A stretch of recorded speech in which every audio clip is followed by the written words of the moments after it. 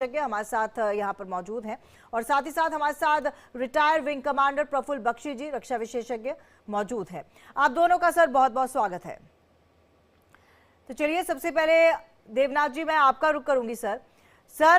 पहला सवाल मेरा यही है कि जिस तरह से भारत के साथ रिश्ते सुधर रहे हैं तालिबान सरकार के, पाकिस्तान को कितनी टेंशन करने की जरूरत है? और टेंशन तो साफ झलक रही है। खैर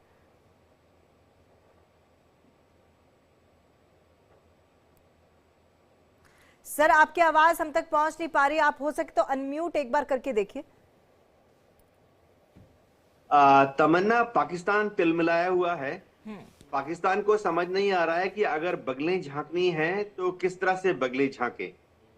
पाकिस्तान ने बहुत खुशियां मनाई थी जब 15 अगस्त 2021 में तालिबान ने काबुल में अपना शासन प्रतिष्ठित किया था। पाकिस्तान के जो आईएसआई के टॉप जनरल हैं वो तुरंत हेलीकॉप्टर में पहुंचे और काबुल पहुंच गए। वो अपने साथ हक्कानी नेटवर्क के जो टॉप लीडरान थे उनको भी लेके गए, ये सोच के कि अब वो काबुल में अपनी पसंद की सरकार बिठाएंगे। लेकिन 48 घंटे में ही तालिबान ने उनको वापस भेज दिया, साफ कर दिया कि अब तालिबान ही काबुल में यानी अफगानिस्तान में अपनी सरकार चलाएगा। पाकिस्तान को कोई जरूरत नहीं है वहां अपनी उस्तादगिरी दिखाने के लिए। अब हो ये रहा है कि पाकिस्तान बहुत कोशिश कर रहा है कि भारत के विरुद्ध येन केन प्रकारेण अलग अलग जगह से अलग अलग मुहिम चलाए, लेकिन अपनी इन सब कोशिशों में वो फेल हो रहा है। उल्टा अब वो थोड़ा चकित है, आश्चर्यचकित है पाकिस्तान की भारत ने ही पासा पलट दिया और पाकिस्तान की बैकडोर में अफगानिस्तान के साथ दोस्ती कर ली है। आज जिस अफगानिस्तान को पाकिस्तान अपनी स्ट्रेटेजिक रिजर्व या स्ट्रेटेजिक डेप्थ बता रहा था, वहां पर भारत की दोस्ती हो गई है। तालिबान के लीडरान से मिलने के बाद अब ये तय हो गया है कि अफगानिस्तान से हर रोज जो मेडिकल फ्लाइट्स मेडिकल ट्रीटमेंट के लिए भारत में आ रहे थे हमारे अफगान भाई, वो आना शुरू हो जाएंगे। ये भी तय हो गया है कि भारत ने अफगानिस्तान में जितने इंफ्रास्ट्रक्चर प्रोजेक्ट चालू किए थे उन सबको अब भारत के इंजीनियर जाके कंप्लीट करेंगे। सबसे बड़ी बात है कि तालिबान ने अफगानिस्तान में जितने भी हिंदू मंदिर या सिख गुरुद्वारा जिनको क्षति पहुंचाई गई थी उनको सरकारी खर्च पर, अफगानिस्तान सरकार की खर्च पर ठीक कराएगी।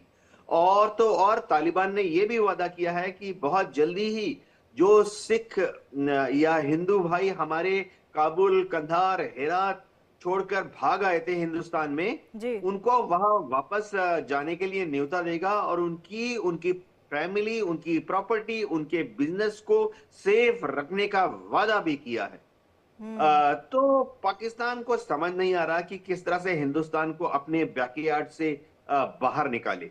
जी बिल्कुल। चलिए प्रफुल्ल बख्शी जी का भी रुख कर लेते हैं। सर आपसे मेरा सवाल यही है क्योंकि चौतरफा घिरा हुआ दिख रहा है पाकिस्तान। हालांकि ये जो बिसात बिछाई गई थी ये भी पाकिस्तान ने खुद ही बिछाई थी। अब क्या पाकिस्तान के पास कोई विकल्प है या फिर सिर्फ और सिर्फ झुकना ही एक विकल्प है टीटीपी के हमलों के सामने? थैंक यू तमन्ना जी, आपने मेरे को चांस दिया अपने चैनल के ऊपर। सबसे बड़ी बात यह है तमन्ना जी कि पेड़ में जो शाखाएं उग जाती हैं वो शाखा कभी पेड़ नहीं बन सकती जी। पाकिस्तान को ये पता होना चाहिए कि उसकी पैदाइश रिलीजियस डिफरेंसेस पे हुई है, इस्लामिक और बाकी डिफरेंसेस पे हुई है, और वो उसको तो बढ़ा नहीं सकता क्योंकि हिस्ट्री अगर में जाए, बिफोर इस्लाम केम जो अफगानिस्तान हमारी संस्कृति का बहुत बड़ा अंग था। सारी की सारी हमारी जो ओल्ड कल्चरल संस्कृति जितनी आप देखेंगे उसका वो अंग था और अफगानिस्तान उसका कल्चरल रेनेसांस कर रहा है।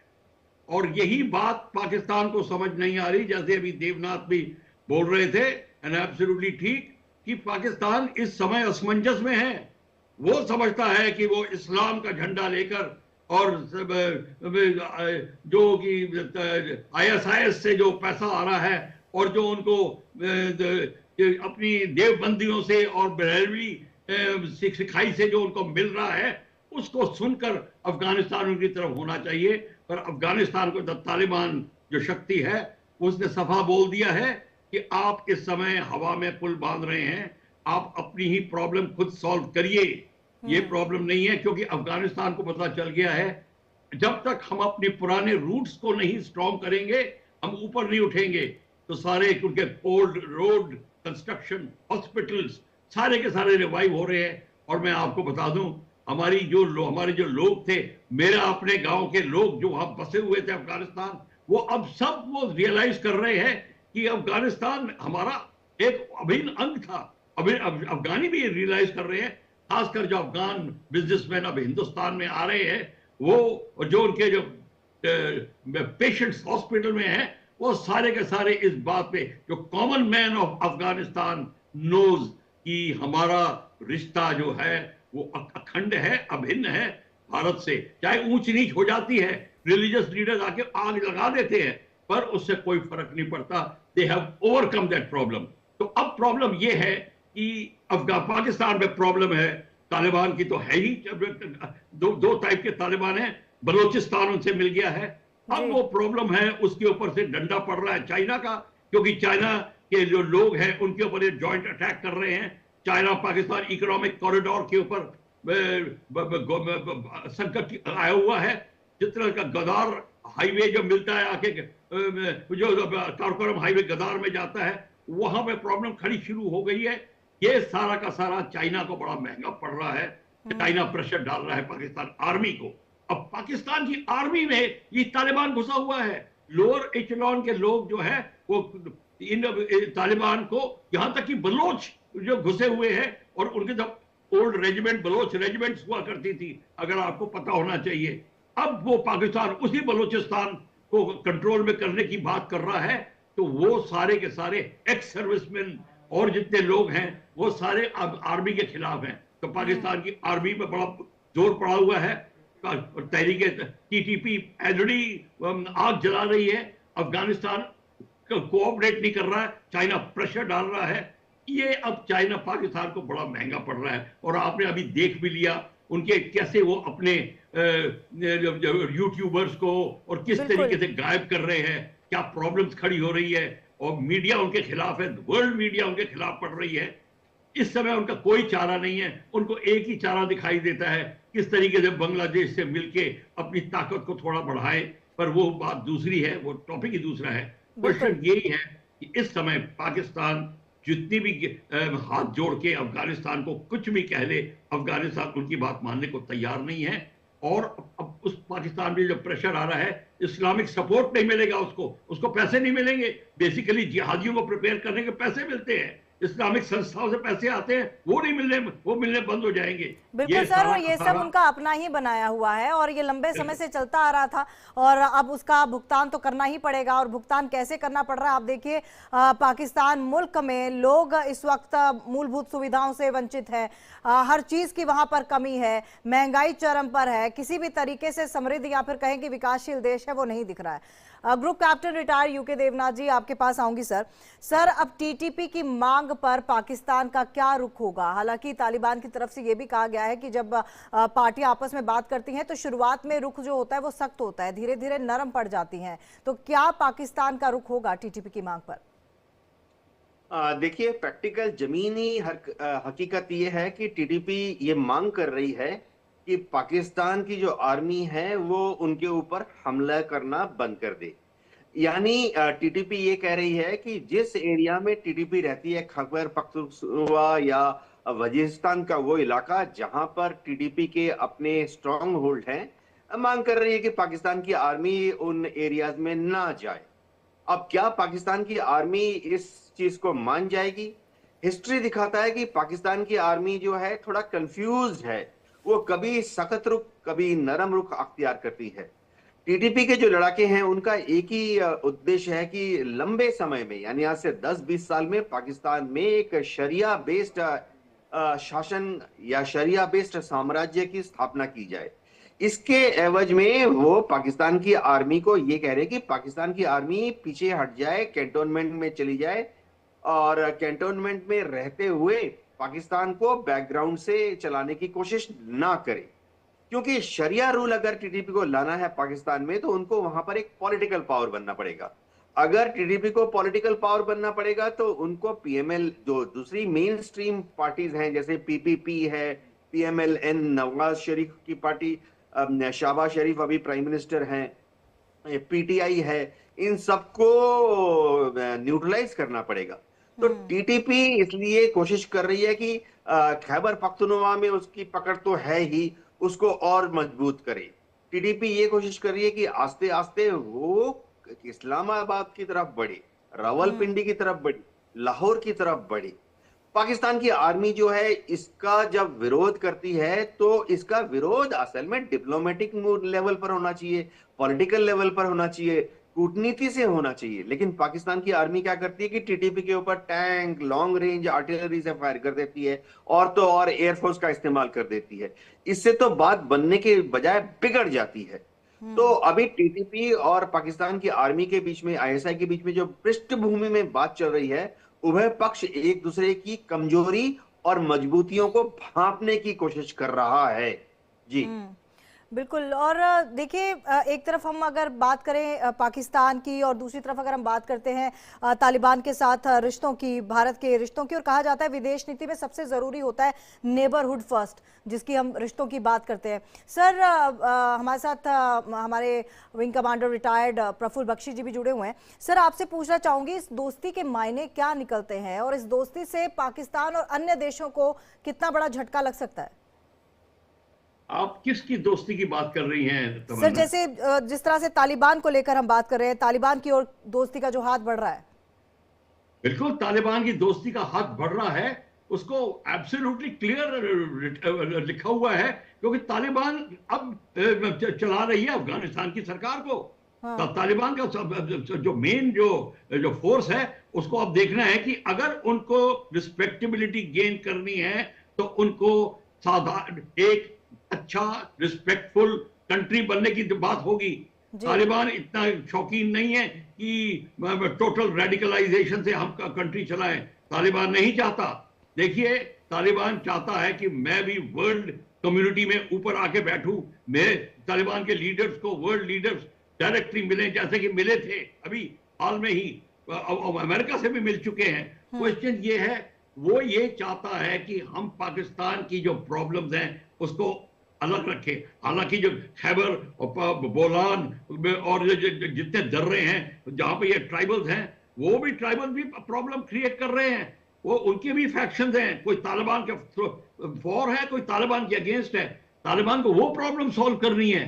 तो तालिबान इस समय टोटल चाहता है कि जितनी जल्दी हमारे भारत के साथ रिश्ते बढ़े, हमारा फाइनेंशियल सिचुएशन इंप्रूव हो, टेक्नोलॉजी इंप्रूव हो और हम चाइना के किसी भी तरीके से उसके चुंगल में ना आ जाएं, क्योंकि तालिबान को पता है एक बार चाइना घुसा तो वो फिर बिल्कुल टोटली खत्म हो जाएंगे, उनकी आइडेंटिटी चली जाएगी। जैसे कि आप देख रहे हैं श्रीलंका में हो रहा है, जैसे बांग्लादेश में होने लगा है, ये सारा का सारा प्रॉब्लम आएगी। नेपाल में यह प्रॉब्लम शुरू हो रही है।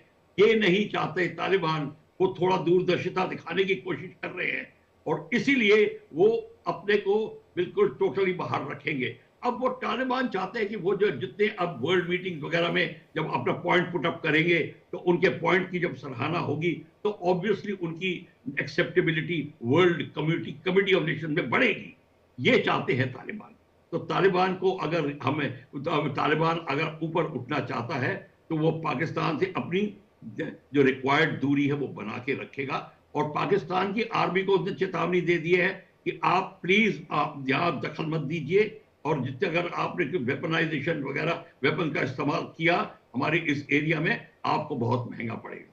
ये चेतावनी मिल चुकी है और इसीलिए टीटीपी बड़ा खुश है, वो भी तालिबान का साथ देना चाहता है। और तालिबान जो सोच विचार कर रहा है, हालांकि बिल्कुल ओपन आर्म से तालिबान टीटीपी को गले नहीं लगा रहा, पर वो भी टीटीपी को ध्यान रख रहा है। पर टीटीपी से काम निकालना भी उसको पता है, टेढ़ी उंगली से घी भी निकाल सकता है, इसलिए टीटीपी का भी इस्तेमाल करेगा पाकिस्तान को थोड़ा कंट्रोल में रखने के लिए। तो ये एक गूढ़ चाल चली जा रही है। पर इसमें हमको भारत को यही देखना होगा हमारी सिक्योरिटी क्या होगी। क्या वो इन्फिल्ट्रेट करेंगे कश्मीर में? ये जितने सरप्लस वेपन्स रह गए हैं अमेरिका के, वो ऑलरेडी आने शुरू हो गए हैं कश्मीर में। वो ऑलरेडी उनकी राइफल्स हैं, उनके मोटर्स ऑलरेडी यूज हो रहे हैं। तो ये इंडिया को देखना, हमारे को सिक्योरिटी को और ताकतवर बनाना पड़ेगा, कॉम्प्लिसेंसी नहीं आ सकती। अगर अफगानिस्तान में बेशक कॉम्प्लिसेंसी आ जाए, वहां पे पीस भी आ जाए, पर आप ये मत सोचिए कि यहां होगी, क्योंकि वही जो पैसा कमाने वाले मर्सिनरीज एंड टेररिस्ट हैं वो मार्केट ढूंढेंगे कश्मीर के अंदर, और ये प्रॉब्लम खड़ी हो जाएगी। और कश्मीर में स्लीपर सेल्स गए नहीं हैं, वहीं के वहीं हैं।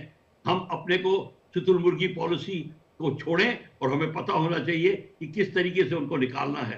हालांकि कंट्रोल हमारा है, तो ये सारा का सारा एक सिर्फ अफगानिस्तान और तालिबान नहीं बन रह जाता, ये पूरे सब कॉन्टिनेंट का प्रॉब्लम बनता जा रहा है। तो इसको ध्यान से सबको देखना होगा। बिल्कुल।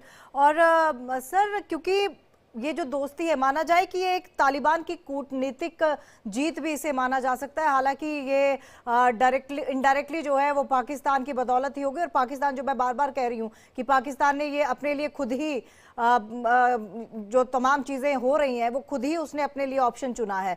तो कहीं ना कहीं ये बहुत बड़ी कूटनीतिक जीत तालिबान के लिए भी मानी जा सकती है। ग्रुप कैप्टन रिटायर्ड देवनाथ जी, आपसे पूछना चाहूंगी, यूके देवनाथ जी। इसमें कोई शक नहीं है कि तालिबान को शुरुआती दिनों से ही ये आइडिया हो गया था कि पाकिस्तान उसको स्ट्रेंगुलेट, यानी उसका गला घोटने की कोशिश कर रहा है। और बात के पिछले 10 साल, पिछले 4 साल में जो हुआ उससे तो अब ये इसकी पुष्टि हो गई है कि पाकिस्तान जो है अफगानिस्तान सरकार के ऊपर डोमिनेट होना चाहता था, अफगानिस्तान को अपना छोटा भाई या पिछलग्गू सरकार बनाना चाहता था। तालिबान इससे मुक्ति पाने के लिए, पाकिस्तान की इस एस्टेब्लिशमेंट से निजात पाने के लिए अलग अलग तरह से मैन्यूवरिंग कर रहा है। सबसे चीज उसने जो मजबूत पकड़ ली है वो है भारत का साथ। तालिबान को अब यकीन हो गया है कि अगर अफगानिस्तान और काबुल में उनको कुछ आजादी चाहिए, फ्रीडम चाहिए और पाकिस्तान की इंटरफेरेंस से निजात चाहिए, छुटकारा चाहिए, तो इसका एक ही तरीका है कि वो एज ए काउंटर बैलेंस, यानी पाकिस्तान को न्यूट्रलाइज करने के लिए भारत से दोस्ती बनाए। अफगानिस्तान और भारत तो हमेशा हजारों साल से, सैकड़ों साल से नेचुरल दोस्त रहे हैं। हमारे दोनों देशों के बीच में व्यापार होता है। अफगानिस्तान से बहुत बड़ी तादाद में उनके व्यापारी जो हैं, खासतौर से जो ड्राई फ्रूट्स, मेवे के व्यापारी हैं, वो भारत में आते रहे हैं। तो इसी चीज को हमने दोबारा आगे बढ़ाना है। अफगानिस्तान से भारत का व्यापार इसलिए भी बहुत ज्यादा होता है क्योंकि अफगानिस्तान लैंड लॉक्ड कंट्री है, आसपास कोई समुंदर नहीं है, और उन्होंने देखा कि भारत जब उनके साथ तिजारत करता है तो कोई शर्त नहीं लगाता है। हम अफगानिस्तान के साथ जब व्यापार करते हैं तो उनको एज ए काउंटर प्रपोजल नहीं बोलते कि ये भी मानो, वो भी मानो, ये शर्त भी है, वो शर्त भी है। Pure and simple trade with Afghanistan. Afghanistan के लोग जो भारत में इलाज के लिए आते हैं वो बहुत थर्ड क्लास ट्रीटमेंट कराते हैं हिंदुस्तान में, जो कि वही ट्रीटमेंट वो अगर दुनिया के किसी पश्चिमी देश में जाके कराएं तो 5 गुना 10 गुना ज्यादा महंगा पड़ता है। ट्रेडिशनली मैं बताता हूं, आजादी के बाद से अफगानिस्तान की जो आर्मी है, उनकी एक छोटी सी एयरफोर्स भी है, उनके जो ऑफिसर्स हैं उनको हम भारत में ट्रेनिंग देते रहे हैं। तो अफगानिस्तान और भारत के बीच में अब जो पैक्ट साइन होने वाला है उसके तहत अफगानिस्तान के ऑफिसर्स इंडिया में आएंगे, उनके कैडेट इंडिया में आएंगे, ट्रेनिंग करके वापस जाके जो अफगानिस्तान की फौज है, एयरफोर्स है, उसको और ज्यादा मजबूत बनाएंगे। जी जी सर, आप दोनों का बहुत बहुत धन्यवाद इस चर्चा में शामिल होने के लिए और तमाम जानकारी